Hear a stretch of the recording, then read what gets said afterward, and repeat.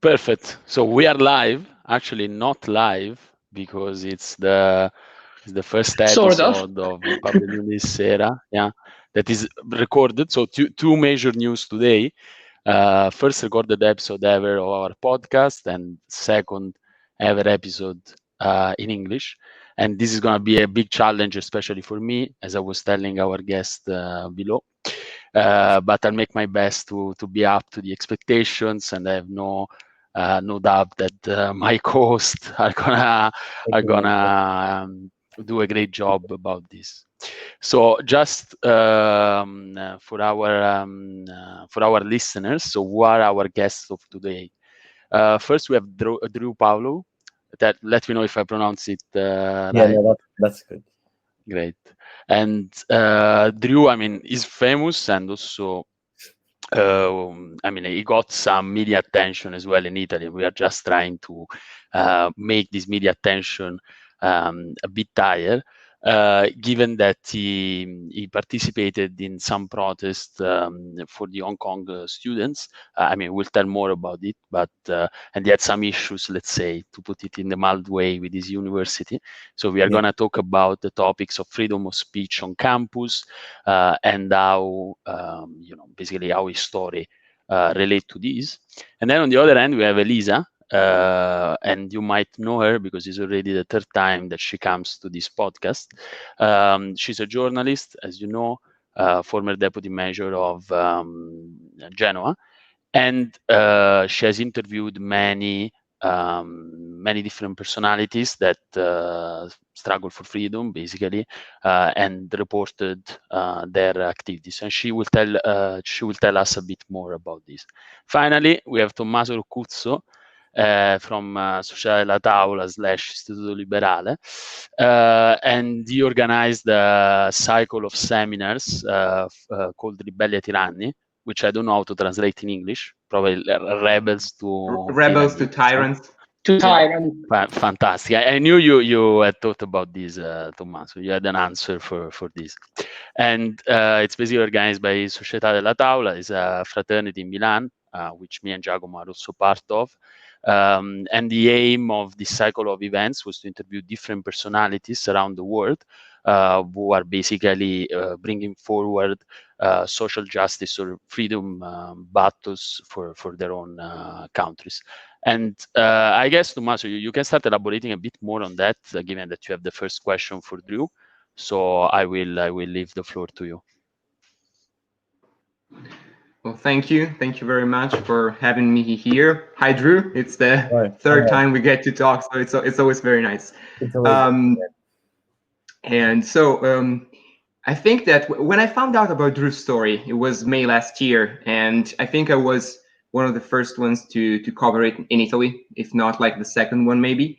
And what struck me is that as a student, I found someone that was exactly my age, that had been expelled by his university, then later on suspended, but we'll get into that, for basically standing up for basic human rights, which is something that should not happen in a first world country where there's free speech and a liberal state as Australia.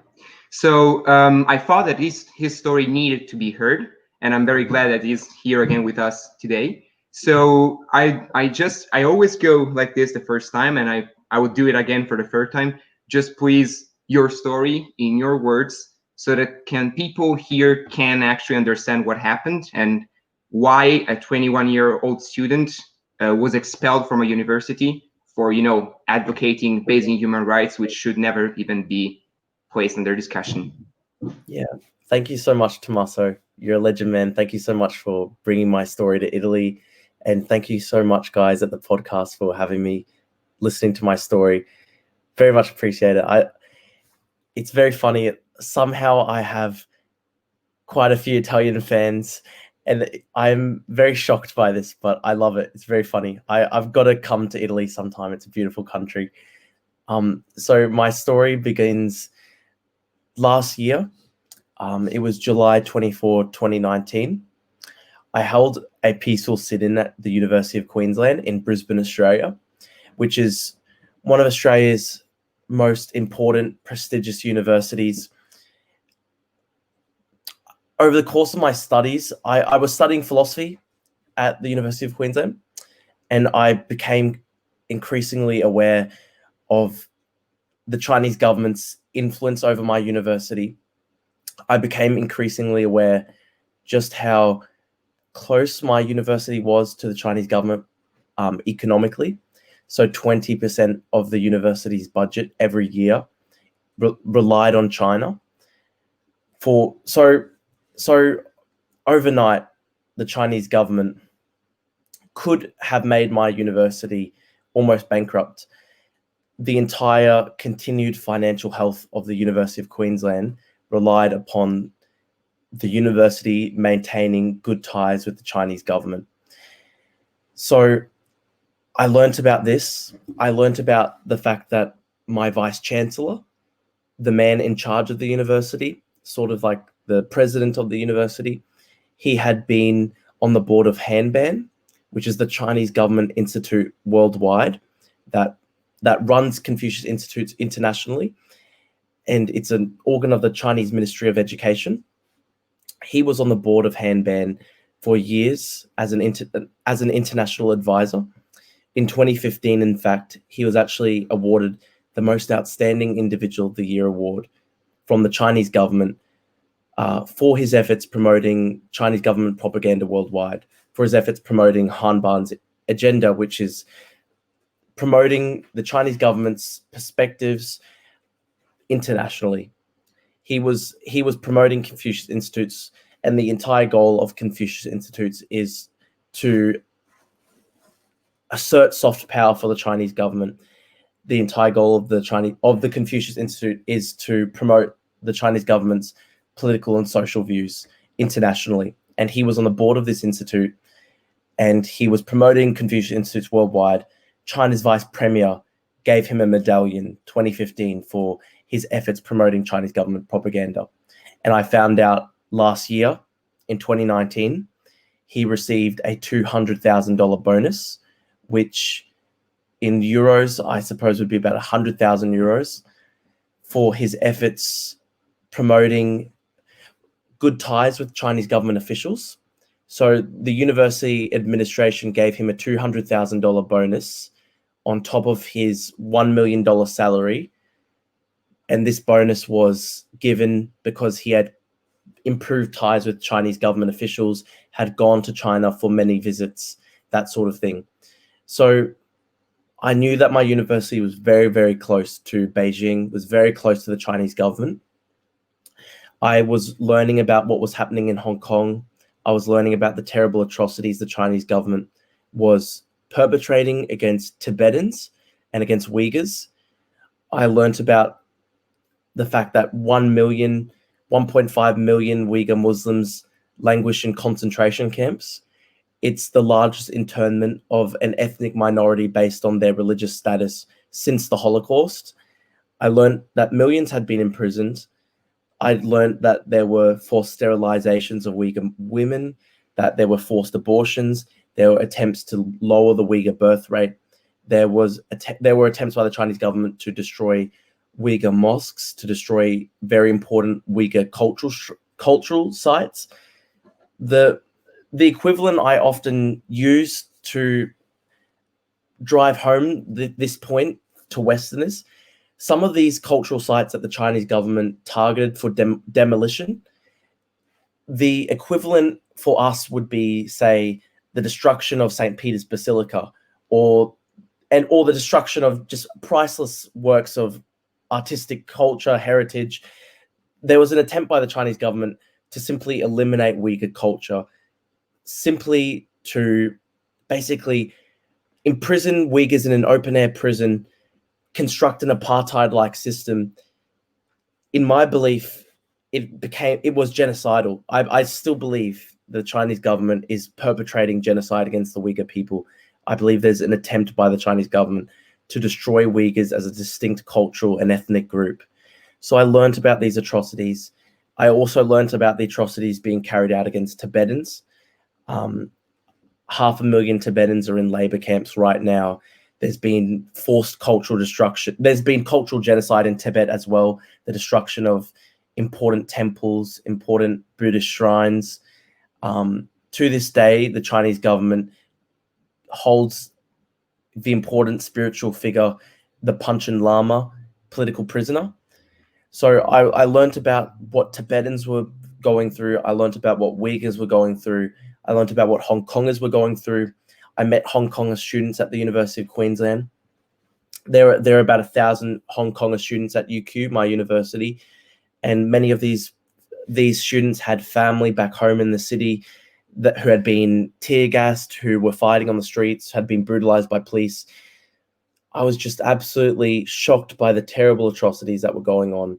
I felt that the only thing to do was to raise our voice as loud as possible to fight against it, because I believe in the universal nature of human rights. I believe that every human being, simply by being born a human being, is entitled to certain rights and protections, is entitled to human dignity, to be free from arbitrary detainment, the torture, free from the fear of persecution, state-sanctioned violence. I wanted to raise my voice up as loud as I could to speak out to protect the human dignity of Uyghurs, Tibetans, Hong Kongers, also ordinary Chinese people persecuted by the Chinese government. It was such a huge thing. The reason I felt there was such a huge moral imperative to do this was because in Australia, we are so economically tied to China. As I was saying before, my university, 20% of its revenue comes every year from China. And that sort of thing occurs right across all economic sectors of Australian society. So China is Australia's largest trading partner. Australia relies on China each year for hundreds of billions of dollars worth of trade. There are so many Australians who have been made wealthy by Chinese trade, who depend on Chinese trade for their livelihoods. And I felt this really close economic connection between Australia and China meant that it was actually even more important for us to speak out about what was happening. I felt like if we were to be silent in the face of what was happening, I felt we would be basically being complicit. I felt that one day my grandchildren would ask me, what did you do when it came to Uyghurs, when it came to Hong Kongers? Did you choose to be silent because it was too hard to protest because China was so economically important to Australia? I thought I couldn't live with myself if I simply chose to be silent because I was thinking about, I might not get a job when I'm older if I speak out about China, or I might, cause problems for myself career-wise. All I thought was, it's my moral duty to speak up as loud as I can. I have to protest the fact that my university is very close to China when these terrible things are going on in China. I felt like it was my absolute moral duty to be silent. I wouldn't have been able to live with myself. So I held this Oh, yes, sorry.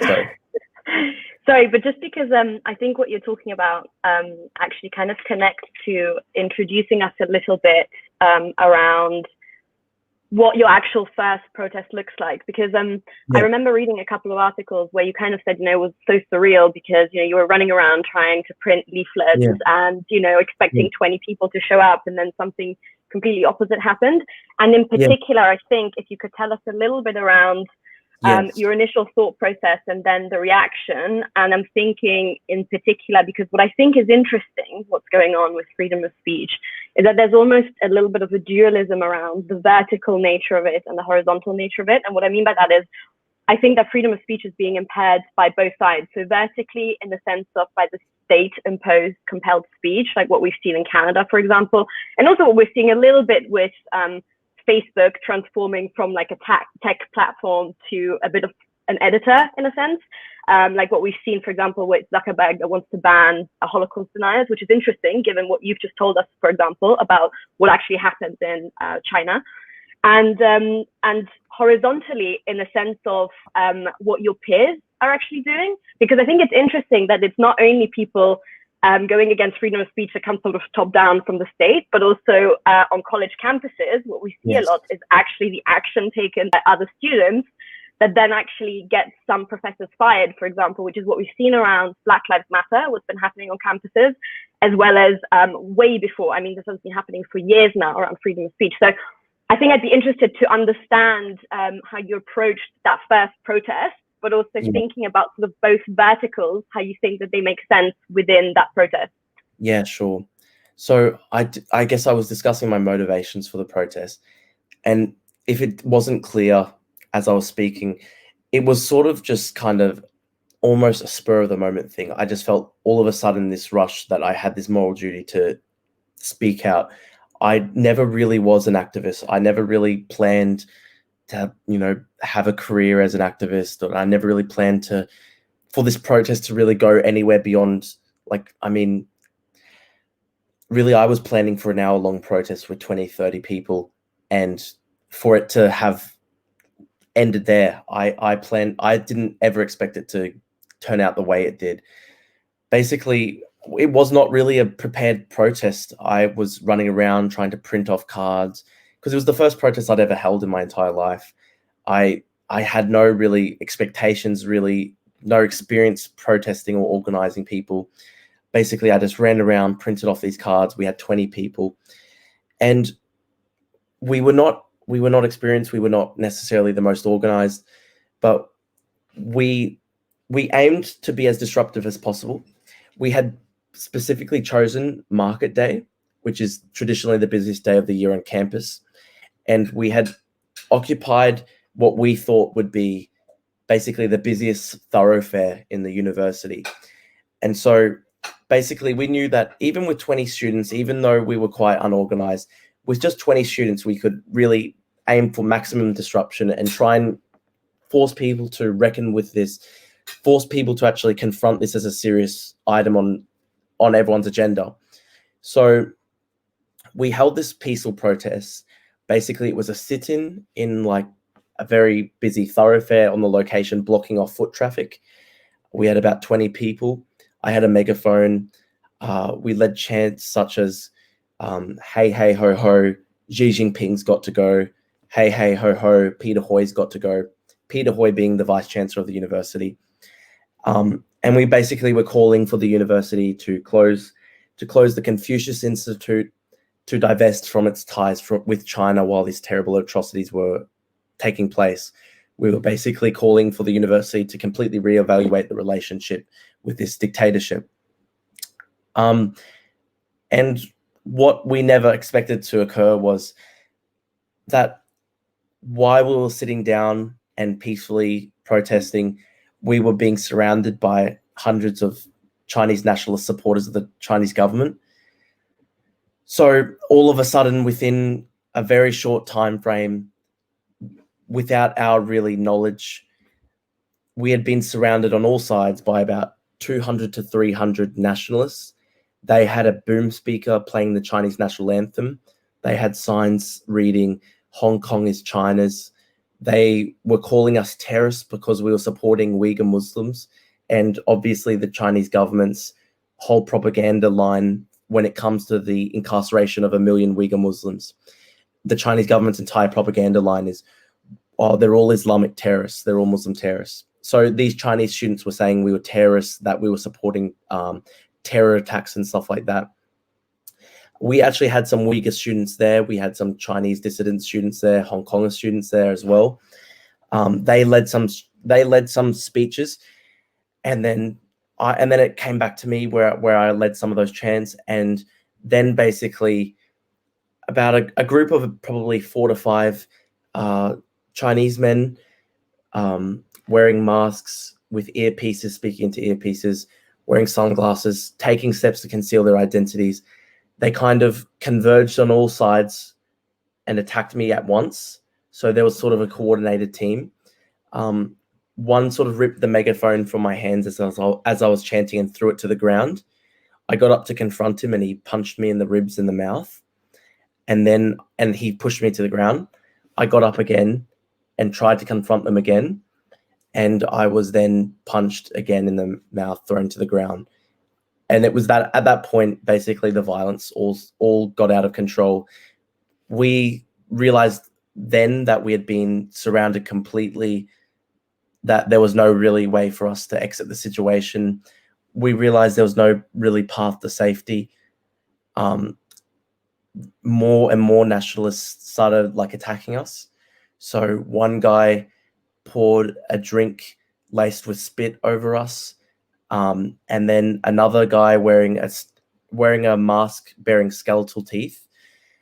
He came up behind me, punched me in the back of the head while my back was turned, and then threw me to the ground. He grabbed my poster while I was on the ground and then ripped it in half. So things became really, really out of control really fast. Basically, our side of 15 to 20 people, a peaceful demonstration had been violently attacked by a huge crowd. The intention was to silence people. The intention was to terrorize us into submission, I think. I think the whole goal was to show, even in Australia, you're not safe if you're protesting against the Chinese government. Wherever you may be across the world, the reach of this government, you're within the reach of this government. I think that was the message their violent attack was supposed to show. We withdrew from that initial altercation. Police kind of got us to leave because they couldn't guarantee our safety. And then the crowd of Chinese nationalists shoot. And we went over, we went over to protest the Confucius Institute at that point. So things died down for about an hour. We were in the Confucius Institute. We held a sit-in there. And then we began getting text messages from our Hong Konger friends on campus. They had been surrounded by the crowd of Chinese nationalists. So that crowd was obviously still on campus. They were still looking for targets. They had begun to surround this group of small, peaceful Hong Kong demonstrators. And some of these Hong Kongers had been choke slammed to the ground, there were Hong Konger girls who had their dresses ripped. And so we got these text messages from our Hong Konger friends basically saying, we're not safe. They're about to storm they're about to storm our crowd. They were on a hill, and the Chinese nationalists had surrounded the entire hill at this point, and they were messaging us saying, they're about to storm the hill. We're not sure what to do. And it just seemed at that point that the violence could get really bad. People would end up in the hospital. So we ran over from the Confucius Institute to try and join our Hong Konger friends, hoping that if we Australians were standing with the Hong Kongers, that the Chinese nationalist students wouldn't attack. That was the hope. And police began pouring into campus. So there was like a line of 20 to 30 police officers who were sort of trying to keep the crowds apart, because the numbers of Chinese nationalists swelled from 300 to, I think the police estimate in the end was 500 to 600. So we had probably about 50 people at this point, because our numbers had slightly increased, 50 to 100 people, and they had about 500 to 600. So we were completely outnumbered, completely surrounded on this hill. So basically, we were violently attacked this day. Police asked me, as the leader of the students on the Hong Kong side, to come aside and negotiate with the leader of the Chinese nationalists to try and resolve the whole events peacefully, because they were really scared that the violence would get worse. And the leader of the Chinese nationalists on that day, in full view of the Australian police officer, said, there are people in my crowd who are not students, and they will hurt you. I will not be able to protect you if you do not apologize to the Chinese nation for offending China. So basically their demand was they were only going to let us leave peacefully if I affronted the crowd of Chinese nationalists and apologized to them for hurting the feelings of the Chinese nation or whatever. And it was that comment that man made, saying there were non-students in the crowd that I can't protect you from. And the fact that some of those guys who did attack us, they had sunglasses, skeleton teeth masks, they had earpieces. They had taken all these steps to conceal their identity. They were coordinated. It's for that reason, I believe, the violence was not just spontaneous that day. I think it was directed by the Chinese consulate in Brisbane. Now, in the aftermath of that, there were hundreds of death threats and abusive messages. So many Hong Kong students had to go dark. So many Chinese dissident students who were with us had to go dark because we went viral on Chinese social media and they were attacking us. I got hundreds of Instagram comments from people saying like, "You're white trash, feral pig. we'll kill you, we'll kill your mother. I had all these death threats to rape and murder my family members, things like that. And the Consul General in Brisbane, representing China in Brisbane, Consul General Zhu Jie, who was also coincidentally an honorary professor at the University of Queensland. Peter Hoy had awarded him an honorary professorship basically as a way to curry favor with Chinese officials.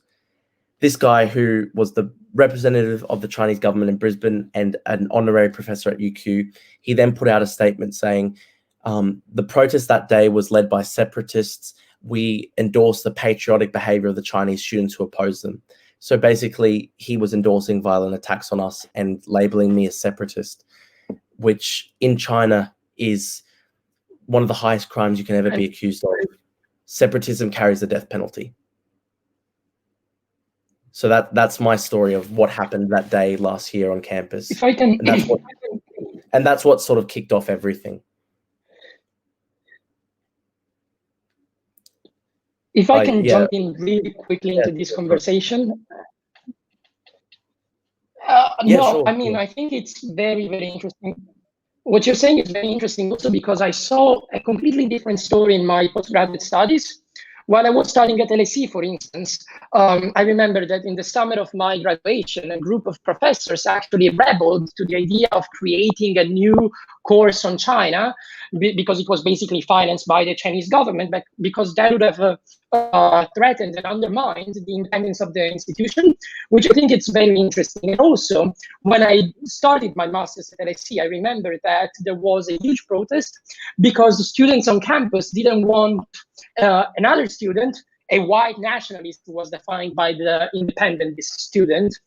They didn't want him to enroll in a master's because he had taken part to the Charlottesville riots in the US. And I mean, I can understand that there is some sort of clash between the ideas of the institution and of its student and having this type of people, but I don't understand where is the limit. I think institutions, especially universities, should be places in which freedom of thought, freedom of speech is above anything else. And I don't think it's fair to have this sort of behaviors of condemnation for someone that thinks something completely different. And so I don't know what is the red line between what is acceptable and not, and should there be a red line? I don't think there should be. I think that universities are the place in which we learn to speak our mind. But that's only my point, and that's why I'm very fascinated by your story, and I'm very proud of the fact that you had the courage to stand up against this Chinese influence and speak out, and basically put your whole life at risk, honestly. And that was just my comment on your experience. Yeah. Well, I don't know the individual case you're referring to in Tennessee, but I would say that I think anyone who is expressing themselves peacefully should be entitled to the right to freedom of speech, should be entitled to those sorts of protections.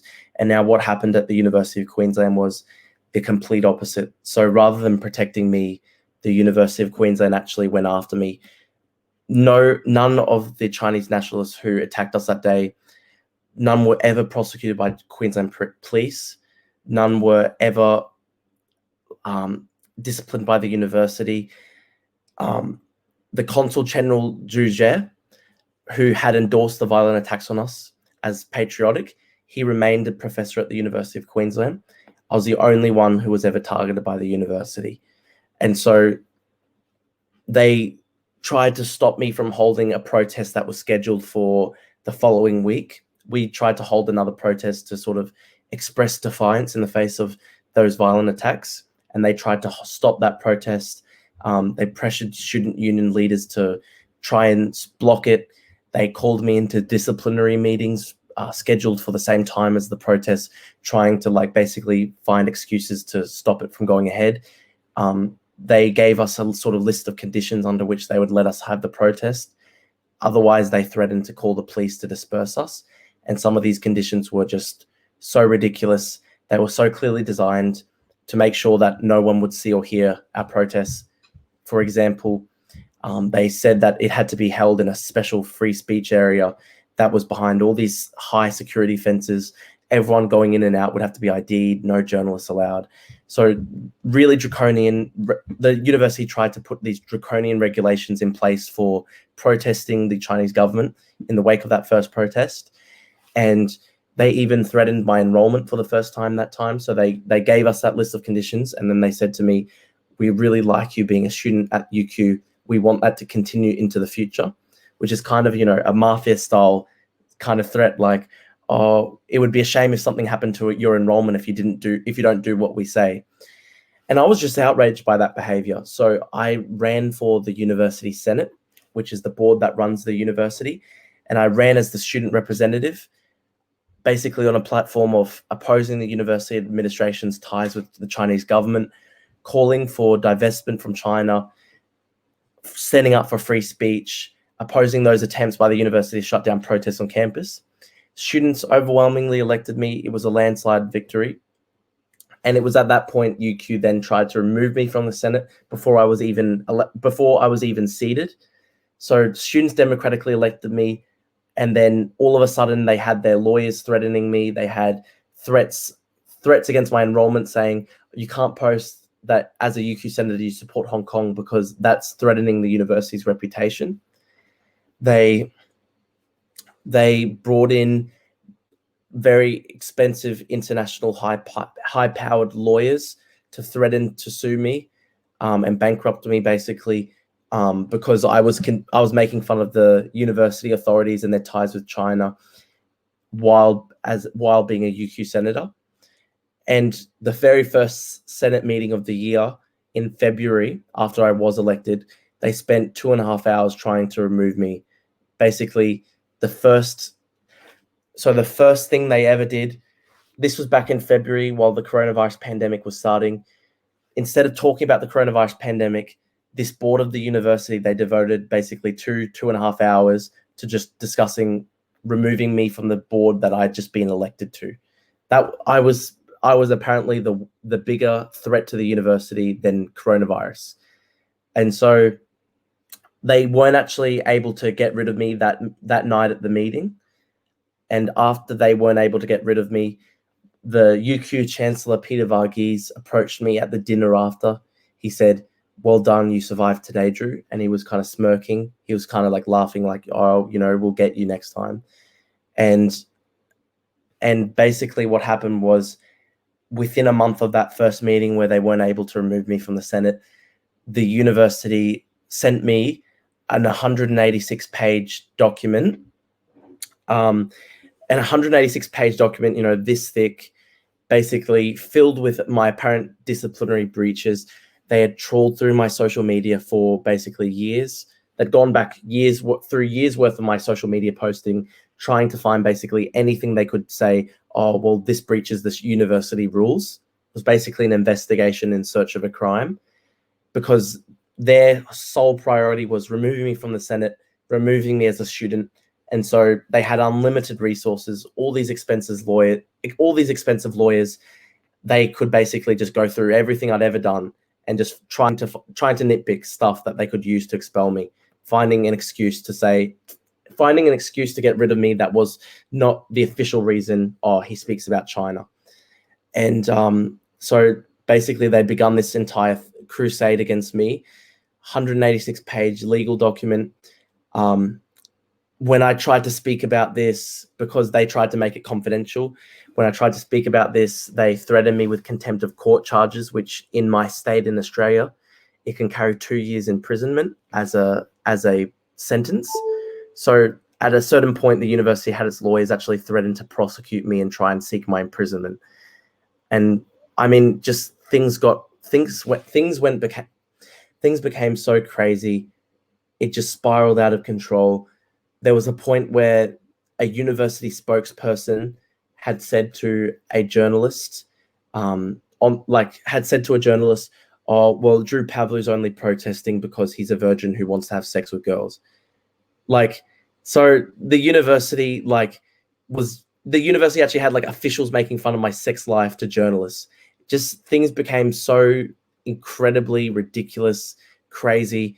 I mean, you'd think this is just some kind of, bottom of the barrel, terrible university with like, you know, one of those like, you know, terrible universities that have terrible reputation or whatever, will know this was actually like Australia's third most important university. It's in the top 50 global rankings of universities, has a $2 billion budget. It's like one of the world's leading research universities. It's currently developing a coronavirus vaccine. Like, this was not like some kind of, you know, shitty little, you know, fake university or whatever. This was one of Australia's most prestigious universities, having spokespeople like, you know, attacking the sex life of their students. It just became so crazy. They probably ended up spending like hundreds of thousands of dollars on lawyers trying to expel me. I was really lucky that one of Australia's best lawyers, Tony Morris QC, one of the most distinguished lawyers in Australian history, he offered to represent me for free, pro bono. And it was with his support that we were able to push back against UQ's like bullying, its attempts to try and defame me. Ultimately, after basically 4 months of hell, going through 2 lots of their own kangaroo court proceedings, because they convened kind of, you know, the university held its own court to hear the case against me. And the people who were judging my case were all full-time university employees being told by the university lawyers, this is what we expect you to do, expel Drew. After 4 months of that, basically these fake courts being dragged through the mud, the terrible like hell of it all, they dropped, it went from expulsion to 2 years suspension to 6 months suspension. So basically they were forced to make it less severe. They ultimately exonerated me on like 9 of the 11 charges that they had originally charged me with.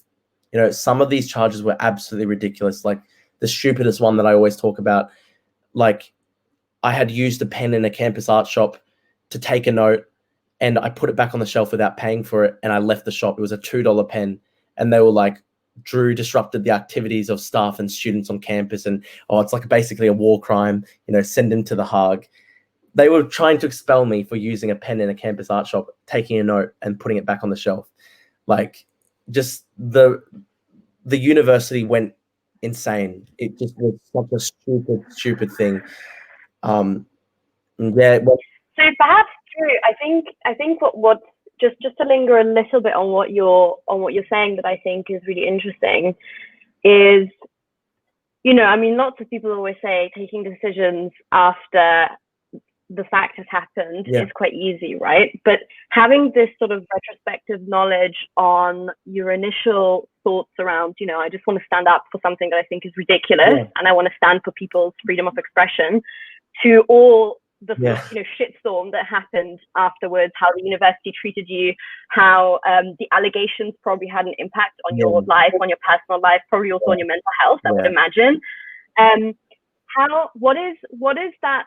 I mean, how does one walk through the step of, okay, I've done act 1, which was the initial protest, and I've seen a little bit of pushback, and then how does it then go from that to like step 2, step 3, step 4? Like, how do you keep making decisions to go towards something that you know will impact your personal life, your mental health? And I'm thinking, you know, it seems maybe like a silly example, but, you know, I do compare it a little bit to something that happened not only to like a Brett Weinstein, right, in the US, but also something that, you know, Edward Snowden, right, when he had to actually physically think about the consequence to his personal safety, but also to his mental health, after he thought, no, actually, this is something that is in the interest of the public, and it's public interest, and I need to let people know that this is happening, versus actually, I'm living quite a nice life and I want to keep my privileges, and I don't really care enough about this topic to speak out and have my life change. Like, when is that switch, you know, that goes from like step 1 to step 2, 3, 4, 5? Yeah. So it has had really severe consequences on my life. So, you know, after the death threats came in from Chinese nationalists, people threatening to rape and kill my family and stuff like that, and after the months of UQ trying to expel me, you know, take away my education from me, I was in the last 6 months of my degree. I was actually supposed to be graduating this time this year, October, November. And so to have that taken away and stuff, going through like the whole mess for 4 months, just the terrible like bullying, the insanity of it all, you know, a really Kafkaesque type experience where, you know, you're just trapped in these labyrinthine, you know, bureaucratic processes, and just, it seems just everyone has gone crazy but you. Like, it was such a hard time. I had to start going on really high I had to start going on a really high dosage of anxiety medication, because just basically the impact it had on my mental health was just huge. And, you know, with the death threats and stuff like that, I lost a lot of friends as well who didn't want to stay with me through that, because the pressure was just crazy. And, you know, for probably 9-10 months after July last year, so, you know, even probably up to the time UQ tried to expel me, I had a really terrible relationship with my parents, because, you know, they were really quiet people. We're from a Greek immigrant family in Australia, and, you know, these immigrant families, they want to put their heads down. They just want to, you know, make their way in the new society, put their heads down and work. They're quiet people. And then suddenly I was just trapped in this whole crazy thing, and they were getting death threats sent to the house and stuff. There was a period, like, you know, nearly almost a year long, where my parents, despite living in the same house as them, we barely talked. There was so much pressure, stress. They were so upset with me all the time. My family relations broke down. I guess just, I never felt the option that I just never felt that silencing myself was an option. I just don't think that ever crossed my mind once. From the very moment those, you know, supporters of the Chinese government hit me on July 24th, just like, that just basically strengthened my resolve 100 times fold. You know, they hit me to the ground, and I remember when I was getting back up, I just was thinking, okay, this is my life now. I'm never going to fucking shut up about this ever again. Because it had the absolute opposite effect of, for a lot of people, it would silence them. And a lot of people, understandably, would, you know, not go to the lengths I have gone to, fighting the university. You know, UQ threatened to expel me probably 3 times before they actually went through with it. And so, I mean, there were warning signs, and I could have just shut up and, like, you know, gotten on with my life, because my life was very easy before. You know, I'm very lucky that, you know, I come from a comfortable sort of middle-class family. So, you know, I had all these privileges in life. You know, I wasn't like, but the thing I kept coming back to was, you know, yes, I've got all these privileges, and I thought about my Uyghur friends who had family members in concentration camps and stuff like that, and who had mothers back home who were being threatened by Chinese police and stuff. And I just always thought, well, like, you know, they don't have the same privileges as I do. They don't have the option of being silent about this stuff. They're terrified every day. What they're suffering is nothing compared to the, you know, the suffering of UQ just trying to expel me. I mean, you know, losing your degree, who gives a fuck compared to, like, having family members in concentration camps? So my suffering, I always knew my suffering was nothing compared to theirs.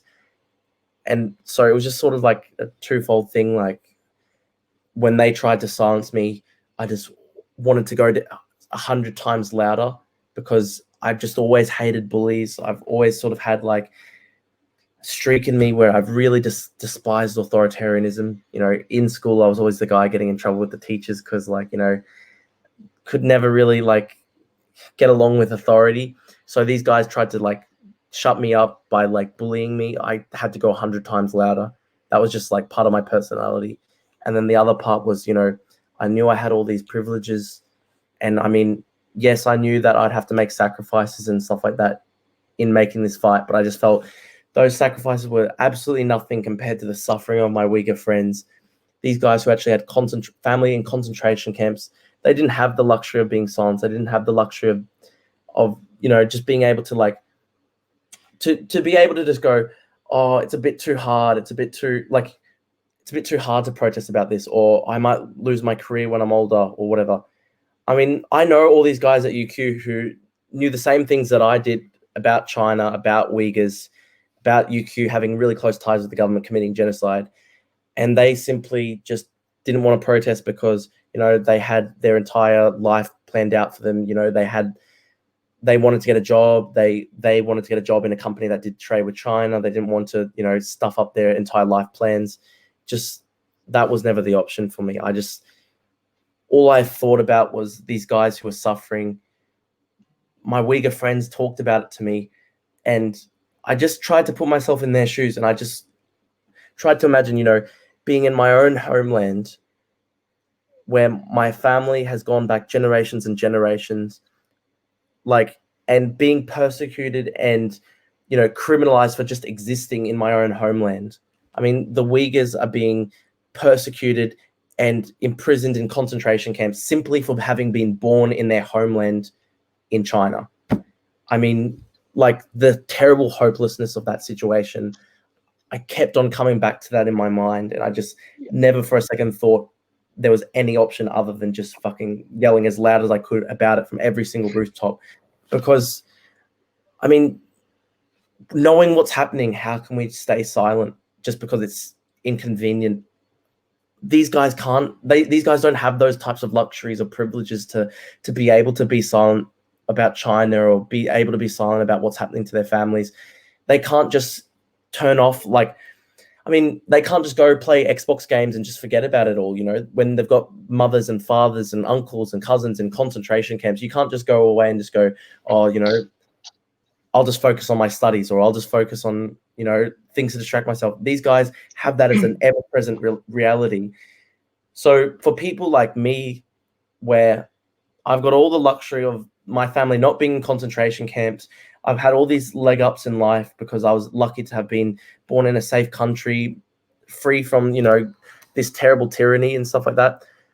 I just thought, how would I be a moral person? How could I live with myself, knowing what was happening, having all these leg ups in life, all these privileges, not having the same suffering, and then just choosing to turn my back because it didn't concern me, because it was too inconvenient. I just never an option. Yeah. Never an option. And so, so all the death threats and the assault and UQ trying to expel me, it's just nothing compared to the grand scheme of things of people really facing genocide, facing their entire culture, their entire people wiped out by the Chinese government simply because they were born unluckily under Chinese rule. Yeah, Drew, I think what you said a sentence that was very, very interesting. And I think it seems very simple, but it's really complicated. You said, knowing what's happening, how can we choose to be silent? And I think that unfortunately for us, there aren't many people that think that we should not be silent. Actually, I think it's the opposite. 98% of the population prefers to be silent. And therefore, I want to ask a similar question to Elisa, to the question that Maria Paola just asked you. Since Elisa's interviewed many activists in the field of human rights, many people that decided to jeopardize their entire life to not be silent, to actually speak out against injustice in society, and actually sacrificing their own lives to improve the life of others. I want to ask Elisa, the activists to whom you've talked, when did they decide not to be silent? What was the triggering point? Is there any common factor to all these people, any common characteristic that you've seen? What's been your personal feeling by interviewing all these people? And I also have to admit that I'm a little bit jealous, because I would like to speak to all these brave individuals, these brave people that really jeopardize it all just to make it a better world for the rest of us. Thank you, Giacomo, and thank you, Drew, and all the team. I think that if there's something that it's common between all the activists in the world, especially the youngest one, is that they were inspired by other people. So it's really important that we share stories, because everybody can make a step, and any individual step can make a huge difference in a collective way. So all these people were inspired by other people. And I can also put myself in a very little way, because I wrote a book about civil rights and legal violations on my municipality. And I did that facing possible retaliations that have been put in place, just because I know and I knew that there were people much more brave than me that did something much bigger, such as putting in like leaving their own universities or facing problems with their families and their jobs and so on, and even risking their lives, because Drew is doing something really special, and other people that I interviewed are even facing not only death emails and stuff, but they could be in prison right now, like in Belarus. And people from China, they're facing so many challenges that I think that all these people, they have in common one thing: they were inspired by someone else. So what you guys are doing with the pub, and what Drew is doing, and what everybody's doing, even listening to this podcast and maybe spreading with all his or her friends, is can have a huge impact. We cannot do anything if we don't take inspirations by someone else. So this is something that I want to add. And just to connect to the story of Drew, I wrote a lot about China, and I've interviewed an amazing activist from China. She used to be also Miss Canada, and she cannot come back to China because she's openly speaking against the Communist Party, and this is causing a lot of problems on her family back in China. So her dad is facing a lot of threats and bad phone calls and stuff like this, but she's taking a lot of risks to develop this awareness that we need to face that China is violating human rights constantly, and they are perpetrating a genocide, and there's not such another name. It's a genocide. And so I think that we have to be brave, and maybe we will give up on going to China for holidays or working in China, but we need to use our position, our privileged position in the Western countries, to spread this message. When I was a deputy mayor in Genoa, we had to make choices, of course. And for instance, once the mayor asked me to write and to sign an agreement with Iran, and this agreement was with the city of Shiraz, which has a very big plan for like services that was made by an Italian company. And of course, there was a lot of pressure on signing this agreement, because it was not only a cultural agreement, like a twin city agreement. It was something related to business and to money and to consensus, like to political jobs and stuff. And I refused to sign this trade agreement and this twin agreement because Iran is violating human rights just as China is doing, and there's no difference in it. I know that there are many different opinions on this issue. So some people think that we should not boycott these countries, and I understand it, because free trade can bring more civil rights in a way and more development.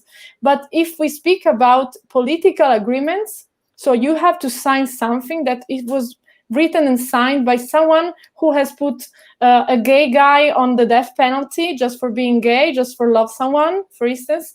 I think that we cannot accept it, and we need to refuse this question. When we work, when we study, when we are writing something, we should say no, because some young people are facing death, are facing tortures, and we are so privileged in our position that we just need to say, no, I don't do this.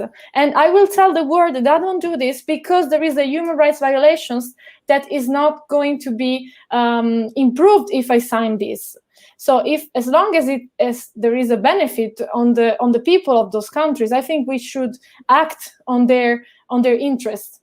So boycotting might not be the best option, but if we need to sign something and to legitimate those political classes that are really bad, and bad is a compliment, because those people, they wake up in the morning and they have a list of people who is going to die because of their political opinion, their religious opinion, or because they love someone who's on the same gender, or maybe they're married and all this stuff, and we have to say no. So I think that everybody in this conversation and all the people that are hearing can do a difference. Everybody can make a difference, spreading the word about this news and these stories, and we don't have to be afraid of our feelings and our mind. We don't have to get to consider liberty as a granted issue, because liberty can exist in a country and then can disappear in 5 years. Look at Iran, look at Lebanon, look at of course Australia. I don't put it in this group, but you can really risk your liberty. And Italy is also risking a lot with all these connections that we have with China, that I can understand and accept towards just a bit a limit. But we need to understand that when we achieve human rights, they might not last forever. So this is something that I want to put in the conversation. I was thinking when you said there is people on the list that they need to threat or stuff. So we are on the list from today as well. Thank you, guys. Jokes aside, I think it's good to be in someone's list in general. It's good that anyone cares about you, like in a positive or a negative sense. In Drew's case, is a negative, but at the end, hate is also another facet of love. So think about it in this way. But jokes apart, I have one reflection that I had was about freedom of speech on campus.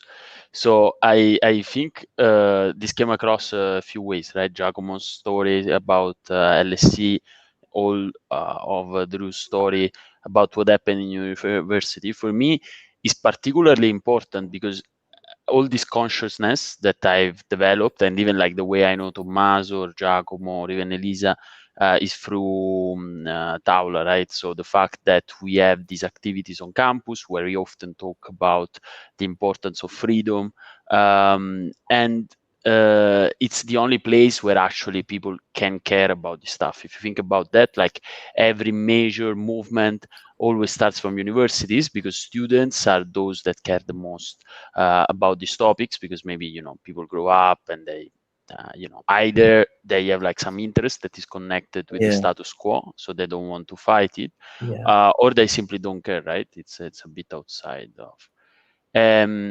So no, I want to ask, and feel free both to elaborate. Maybe if Elisa wants to talk a bit about it, and then Drew, if you have any follow up. But how do you think? I mean, I'm seeing like as a very preoccupying thing that freedom of speech on campus is more and more limited.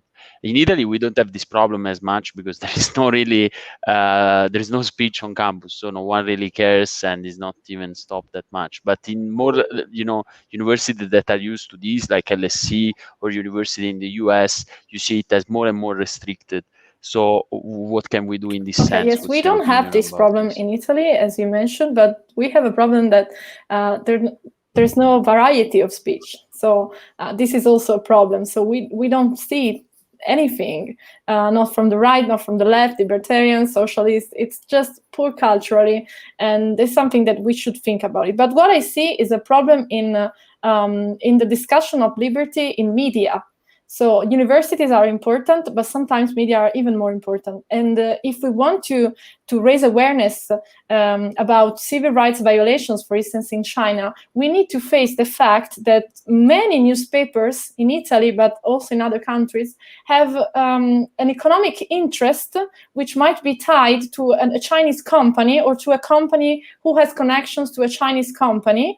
And as long as this connection is small, we don't have any problem. But when this connection is huge, such as the Chinese government owns 51% of the harbor, or 51% of that company that is investing in advertising in the newspaper, so we are facing a very big problem, because we might have an editor-in-chief that doesn't want to bring this topic on the paper because he cannot risk his money.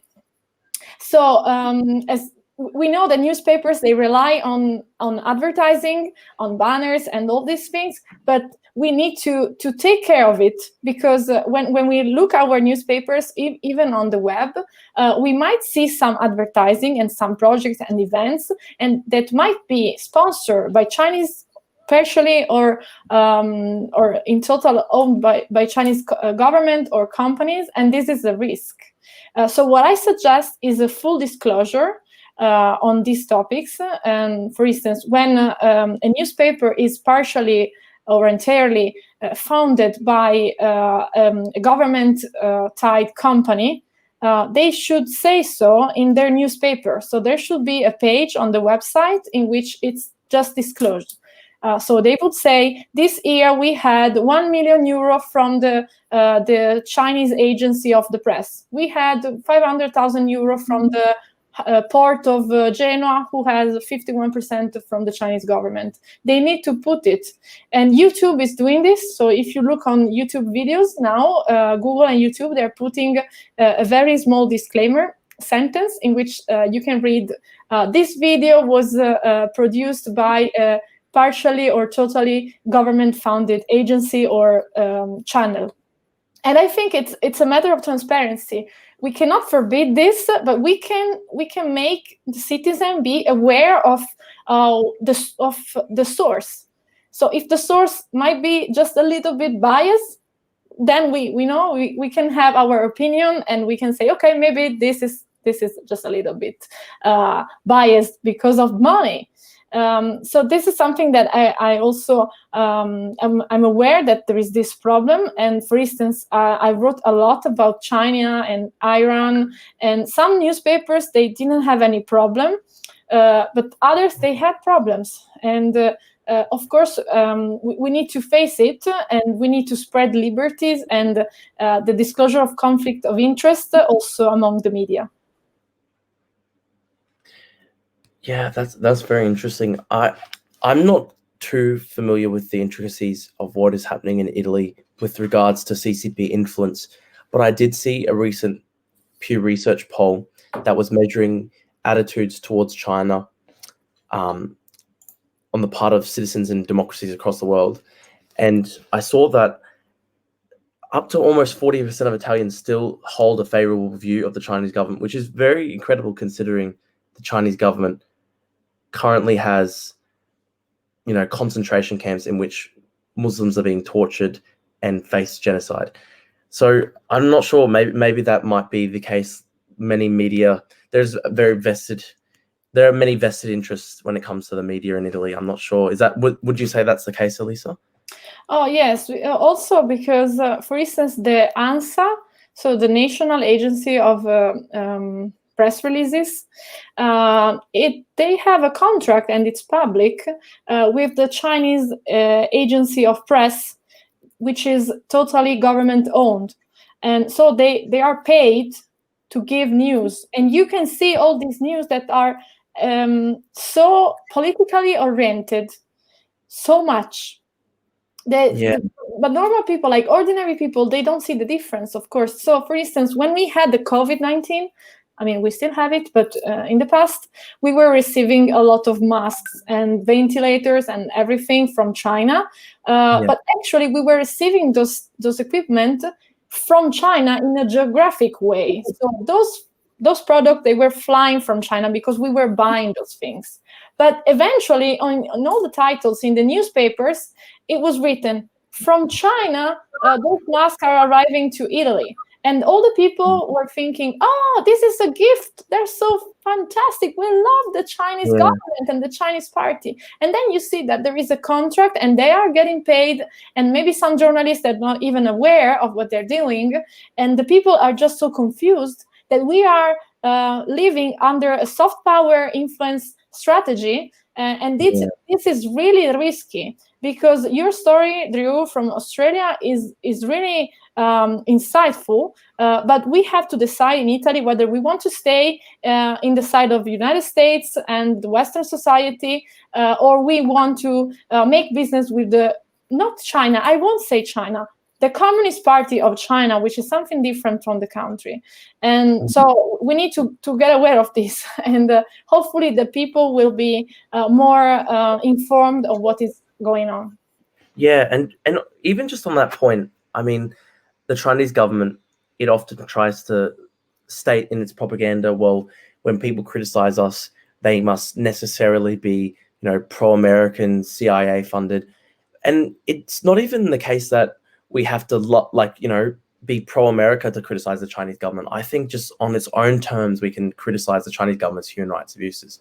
Even alongside sometimes human rights abuses that are being carried out by the American government. I think if we do show that human rights are our fundamental concern, then it gives us more, I think it gives us more moral legitimacy, especially when we're, fighting against the Chinese government's propaganda efforts to try and, smear all of its critics as, CIA-funded puppeteers. Like I've had that happen so many times, like the Chinese state media outlets, Chinese government have referred to me as, pro-American propagandist or whatever. And in reality, I can also be very critical of the American government. Like, to be critical of the Chinese state does not necessarily mean, have to be like some sort of pro-American type, individual. I think we just keep on focusing on the human rights aspect, even when we say, the contest is between the West and China, that I think plays sometimes into the hands of the Chinese government, because what it wants to say is, this is a clash of civilizations. This is a clash between the West and its version of human rights and China and our own model. And no, that's not the case. What we're trying to show here is that human rights, the quest for freedom and human dignity, that is a universal concept. It's not necessarily a Western concept. We should always be reminding people that the original signatories to the United Nations Declaration of Human Rights, included China back in the 1940s. This does not have to be, a Western-centric model. It does not have to be a West versus China sort of clash. It does not even have to be an us versus them sort of battle. What we're simply calling for is for human dignity to be put at the center of our political concerns at all times. It doesn't have to be West versus China. It doesn't have to be civilization versus civilization. It's just simply about human rights and human dignity. That the problem then is that when you start doing that thing, you play the game of the Communist Party, because the first thing that they do is they label you as racist, as anti-Chinese, as and that's the worst thing ever, because we have nothing against the Chinese people. My dream would be to see the Chinese people living under a true democracy where they can live free and express their ideas. But when you start playing that game, it's a problem, because it plays into the hands of the Chinese Communist Party. I would like to ask one question, because it's a continuous struggle for me every day. I woke up and I think, what can we do to spread the word, to have students, to have young people caring for this subjects, which are very, very complicated and very hard, and people do not want to face these problems. But the problem is that China is here. China does not care, and it's even better if we do not care, because they are already here. And if we are silent, if we are blind, then we're gonna fall at some point. So when we organized, and I took care of organizing the cycle of seminars, Rebels to Tyrants, the idea was, have a general focus on all the situations in the modern world where any kind of freedom is under attack. So we invited a guy that was going to speak about how homosexual people are persecuted in Russia, and we have a student from Hong Kong. We had you, Drew. We're going to have people talking about cyber dictatorships, and we're going to have people talking about the Uyghurs genocide. But the idea that we try to pursue is exactly this one: is how can you wake up people? They need a wake up call, because they do not realize the threat to civil rights, to human rights that the Communist Party of China embodies. But it's a problem, because as we said before, people would like to turn a blind eye, live their life as nothing happened, and just go on with their usual daily tasks. And the problem is that when people are not speaking up, that's where liberty dies. You know, Jefferson said that the price of freedom is being continuously vigilant. You know, eternal vigilance. So, when you work in a university context, and universities are free, so to speak, because when you start dealing with certain subject matters and you start touching interest, especially economic interest, that's a problem. So nowadays the struggle is really how do you get out the word. So I would like to ask 1 second to Elisa, because she's Italian and she's worked a lot with Italian activists, and she's a little example of a young liberal political success, which is something very unusual in Italy. So what can we do, and what should we do in order to try as much as possible to get the word out and educate people about the threats to fundamental liberties in this world today?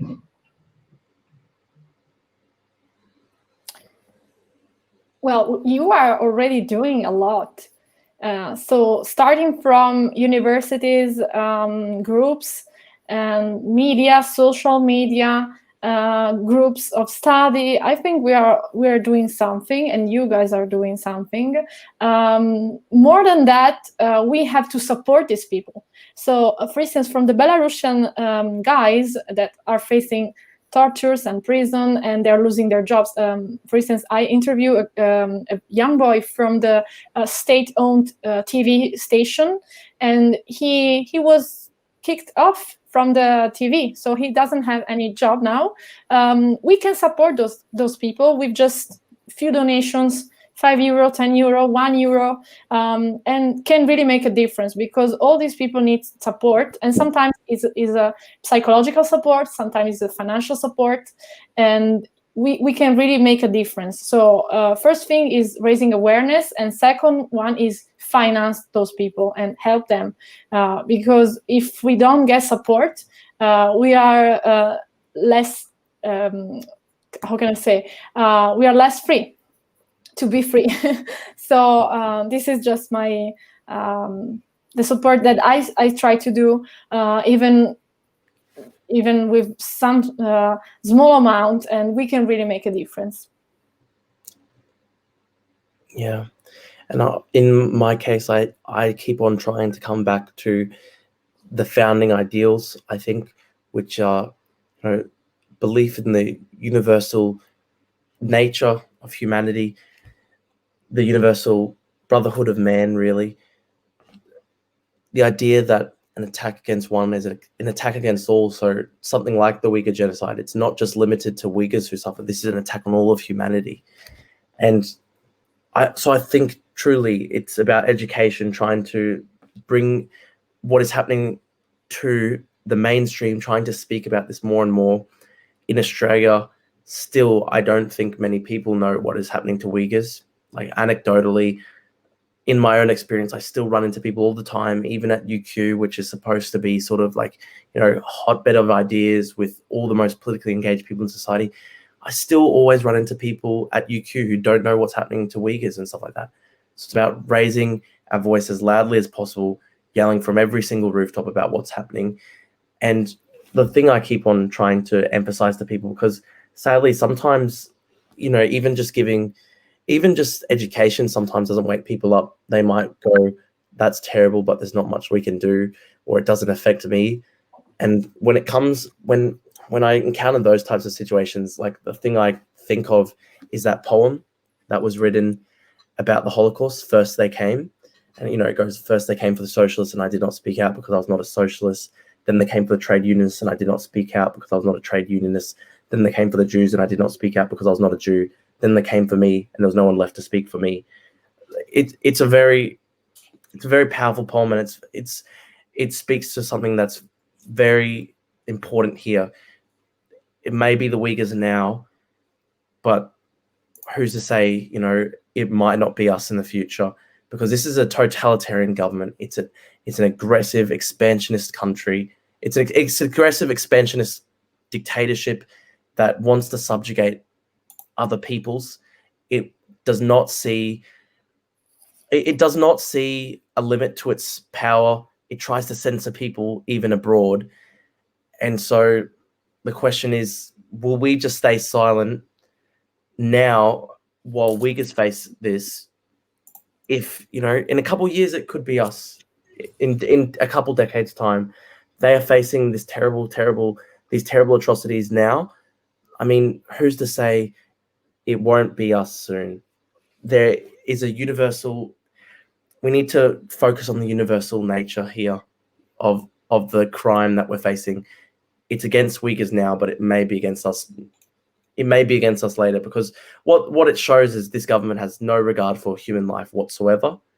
So Uyghurs now, but it could be any of us in the future. People need to wake up to that fact, and that's what I keep on trying to emphasize to people. Yeah, I think that's probably quite some wise words for our last question, which we always ask our guests when they come on. And we've already asked this question to Elisa in the past, actually, who has been our guest on this podcast before. But I just wanted to mention very quickly that she's written an excellent book that I have here called Fuori dal comune in Italian. But it's actually, yes, she just told me, being translated into English, and it's coming out in English in December, and it's going to be called Pesto Politics. So Drew, I'm sure you'll be able to read Pesto Politics, which I think is a fantastic name actually for this book, because it talks about her experience in politics and all the sort of really fun, intriguing sort of backdoor politics that happen in Italy. So I think it's actually really, really excellent from that point of view. And another interesting thing as well that she just told me is there's a documentary being filmed by ZDF, which is a German TV station, and it's going to come out, Elisa, in 2021, I think. So exactly. So if anyone wants to read any fun sort of intrigues about Italian politics, I would recommend reading this book. And so in relation to this, actually, Drew, so the question that we always ask at the end of our podcast is, what is a book that you read recently, maybe throughout, maybe to adapt it a little bit to your experience, maybe throughout this ordeal that's been happening to you in the last couple of months, something that helped you through it, maybe? And another one is, what's a book that changed your life? Yes, all right. It's very difficult to say, because there are many books that have changed my life. I think one that has really impacted me lately is Demons by Dostoevsky, which is, you know, a tremendous indictment against the type of nihilistic violence that something like the Chinese Communist Party represents. Like, what that book is about is, you know, the pitfalls that, you know, those revolutionaries who believe in totalizing visions of, you know, achieving grand harmony and stuff like that. What happens when we, you know, subordinate the quest for human dignity to, you know, these grand political goals, when we lose the human when we lose the human with our consequentialist reasoning. I mean, that's the type of thing that allows so many of these terrible atrocities to occur. I think that's really the thing that underlies so many of the atrocities carried out by, you know, Marxist-Leninist governments like the Soviet Union, like the Chinese Communist Party.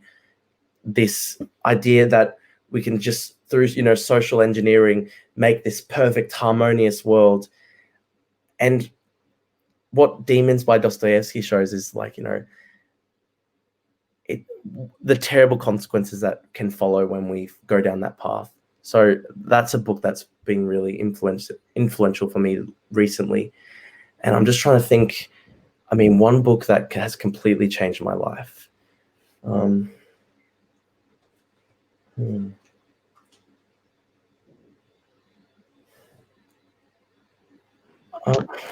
Well, man, if you don't have any idea, don't worry. I'll ship to you Pesto Politics in December to thank you for seeing my ugly face. Like, okay, thank you so much, guys. I really appreciate it. Really appreciate it. Thank you so much. Thank you, guys. couple of reflections before we wrap up. First of all, I want to have this podcast only in English from now, given that like the way Maria Paola speaks and also Tommaso. Like honestly, I don't think we are gonna go back to Italian. Second, I mean, I love the You're all name. great speakers of English. Thank you, Drew. I put myself in this number, even if it's not totally fair, but take it. And Drew, that's because you should have heard me speaking French. This is your That's my language for sure. Next step. I mean, slowly we can try other versions of these. Second reflection, I really love the name Pesto Politics. I read the book in Italian. It's very cool, so I really recommend it. And Thank you. third, thank you very much, guys. I think the quality of this was extremely high, and it was a pleasure to hear your story, Drew, and also to have a bit of the perspective of Elisa and Tommaso. So thanks a lot, guys. And yeah, Giacomo, I think there was something you wanted to say before we close. Of course, as usual, this time in English for the first time. I don't know what's the point, since the rest of the episodes are in Italian, but you never know how many episodes we will be doing in this wonderful language of the United Kingdom, the Commonwealth, etc., etc. So, guys, if you're listening to us and you speak a little bit of Italian, or you're curious if we're gonna have another episode in English, well, you can find us on YouTube, Apple Podcasts, Spotify, on basically every podcasting platform that we don't know the names, but we are there. Follow us on Facebook on Il Pub del Lunedi Sera, or as we like to say, Monday Night Pub, which is very Monday Night Football for my friends from the US that follow the NFL. You can also subscribe to our newsletter. We will put it in the comments. And, well, we're going to have other guests in the next few weeks. So stay tuned and listen to the Pub, Monday Night Pub. Great show. Everyone should listen to the Monday Night Pub. Thank you, guys. Thank you. And yeah, thanks so much, guys. It's been thank you so much. Ciao, guys. Ciao. Bye.